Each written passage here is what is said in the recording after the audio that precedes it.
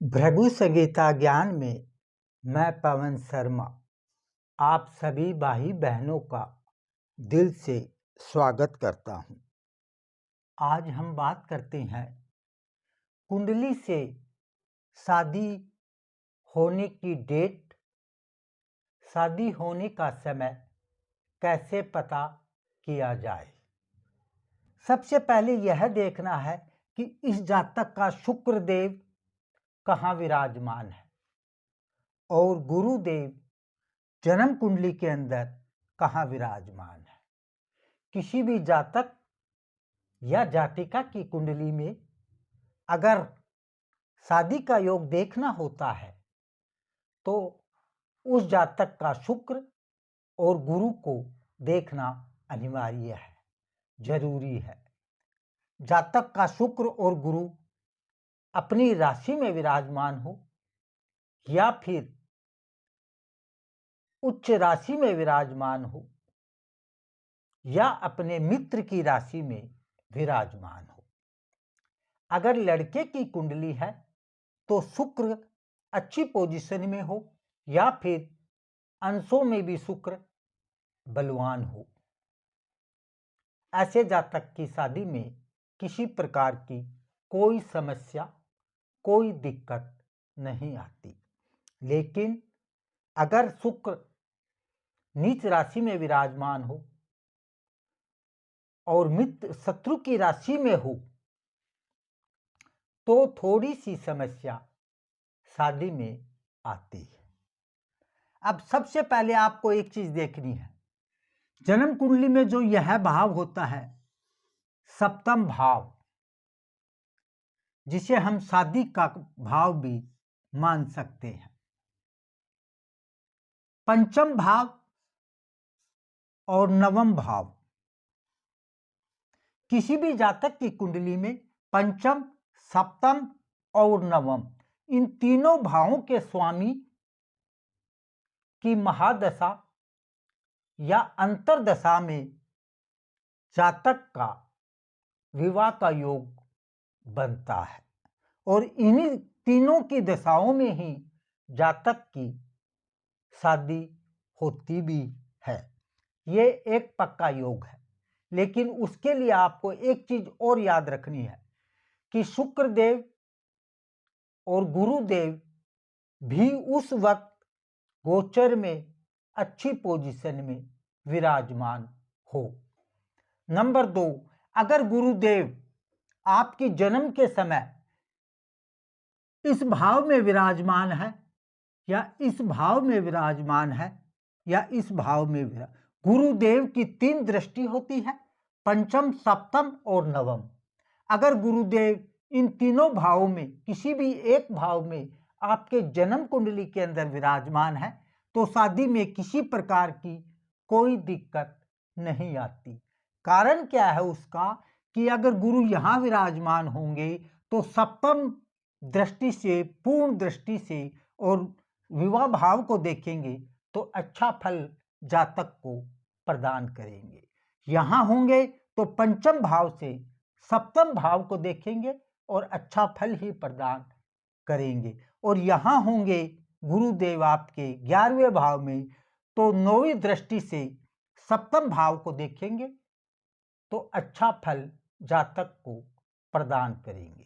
लेकिन कभी कभी क्या होता है कि यहां कोई गलत ग्रह विराजमान हो या फिर आप यह समझिए जैसे यहां सूर्य विराजमान हो सप्तम भाव में, सूर्य यहां विराजमान होगा तो सप्तम भाव से पूर्ण दृष्टि से सूर्य सप्तम भाव को देखता है। लेकिन इसका अर्थ ये नहीं है कि सूर्य अगर किसी का यहां विराजमान है तो उसकी शादी नहीं होगी। शादी होगी लेकिन कुछ दिक्कत आ सकती है। शादी का जो भाव है सप्तम भाव, यहां कोई भी क्रू ग्रह या नीच की दृष्टि किसी ग्रह की न हो या कोई ग्रह नीच दृष्टि से सप्तम भाव को ना देखे, अगर देखता है तो शादी में परेशानी होती है और नहीं देखता है तो शादी में किसी प्रकार की कोई रुकावट जातक या जातिका को नहीं आती। अब प्रश्न ये बनता है कि यह कैसे पता चले कि इस जातक की शादी कब होगी।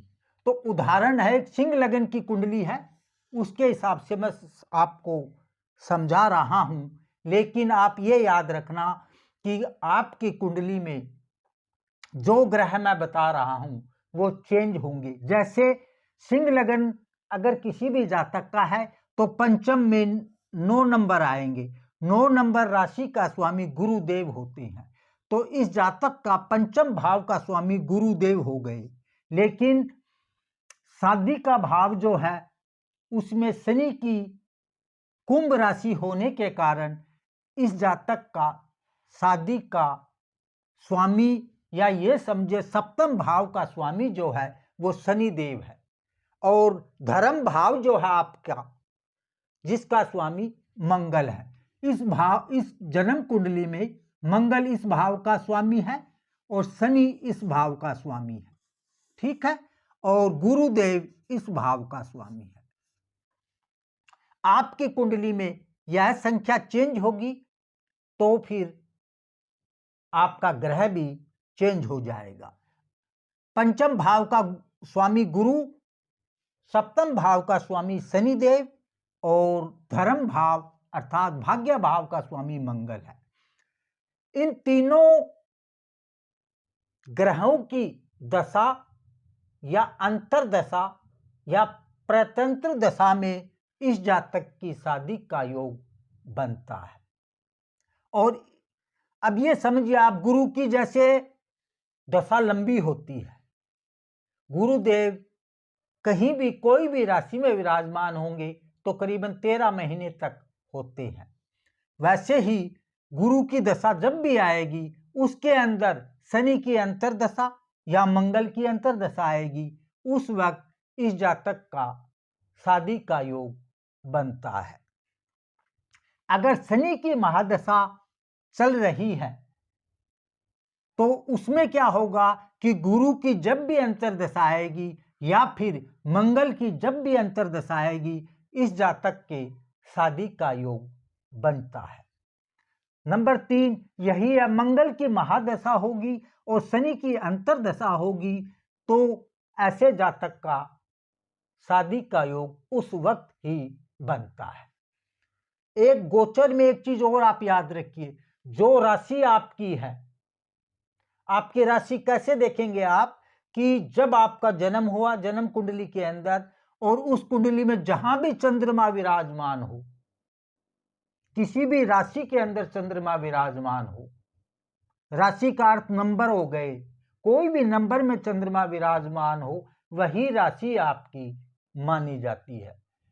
ये आप याद रख सकते हो, क्योंकि लोग कोई भी राशि अपनी मान लेते हैं, वो नहीं होता। जन्म कुंडली के अंदर एक ही सिस्टम है, एक ही नियम है कि जन्म के समय आपका चंद्रमा जिस राशि में विराजमान है वही आपकी जन्म राशि मानी जाती है। एक दूसरा उपयोग मैं आपको और बता रहा हूं कि आपकी राशि जो है उसमें राशि से पंचम भाव में अगर गुरु विराजमान है गोचर के अंदर, वर्तमान में आपकी राशि से सप्तम भाव में अगर गुरुदेव विराजमान है, आपकी राशि से नवम भाव में अगर गुरुदेव विराजमान है, तो भी शादी का योग उस पीरियड में अवश्य बनता है। ये आप याद रख सकते हो। तो यहां क्या होगा, गुरु, शनि और मंगल, इन तीनों की दशाओं में ही इस जातक की शादी का योग बनता है। एक चीज आप और याद रखिए, इस पीरियड के अंदर गुरु नीच राशि में ना बैठा हो और शुक्र देव भी अपने मित्र की राशि में विराजमान हो, या फिर अपने मित्र की राशि में न भी विराजमान हो, तो सम राशि कोई भी हो उसमें विराजमान हो, तो शादी कन्फर्म हो जाती है। ये आप याद रख सकते हो। शुक्र देव जो है उनकी एक ही दृष्टि मानी गई है, सप्तम दृष्टि। जहां भी शुक्र देव विराजमान होंगे वह अपने जहां विराजमान है वहां से 7 सप्तम दृष्टि से। उदाहरण के तौर पर अगर आपके शुक्रदेव आपकी कुंडली में यहां विराजमान है तो शुक्रदेव खाली इसी भाव को देखते हैं, ये आप याद रख सकते हो। गुरुदेव को मैंने आपको बताया, गुरुदेव अगर यहां विराजमान है, यहां विराजमान है या यहां विराजमान है, गुरुदेव की 3 दृष्टियां होती है और इस तीनों भाव में अगर गुरुदेव विराजमान है तो आपके विवाह भाव को वो अवश्य देखेंगे और आपको इसका फल अवश्य प्राप्त होगा। आप अपनी कुंडली खोलकर घर बैठकर ये पता कर सकते हैं कि आपकी शादी कौन से महीने में होगी, लेकिन आपको थोड़ी मेहनत करनी पड़ेगी। फिर भी किसी प्रकार की अगर आपको दिक्कत आती है तो कमेंट बॉक्स में आप जाकर मेरे से ये प्रश्न पूछ सकते हैं कि मेरी यह दशा है, पंचम भाव, सप्तम भाव या फिर नवम भाव की दशा में जब भी इनका अंतर आएगा इन तीनों का आपस में, उसी वक्त आपके शादी का योग बन जाता है। साथ एक चीज आप सदा ही याद रखिए, उम्र के हिसाब से देखना। ये नहीं है कि बच्चा 5 साल का है और उस वक्त ये दशा आती है तो उसका शादी का योग बन जाएगा, वो उस वक्त नहीं बनेगा। ये आप याद रख सकते हैं कि जातक की उम्र जरूर देखनी जरूरी है, क्योंकि कई दफा क्या होता है दशा पहले भी आ जाती है। किसी का जन्म अगर गुरु की दशा में हुआ तो इसका अर्थ ये नहीं है कि गुरु की दशा में उसकी शादी भी हो जाएगी, ये आप याद रख सकते हो। और गुरुदेव कहीं भी पंचांग में आप ये देख सकते हो कि गुरु नीच का कब होता है, उच्च का कब होता है, अस्त कब होता है। कभी कभी क्या होता है इन पीरियडों में, इस पोजीशन में गुरु अस्त भी होता है और गुरु अस्त होता है उस वक्त शादी नहीं हो सकती। वैसे भी शादी का योग उस वक्त नहीं बनता है, ये आप याद रख सकते हो। जय श्री राम।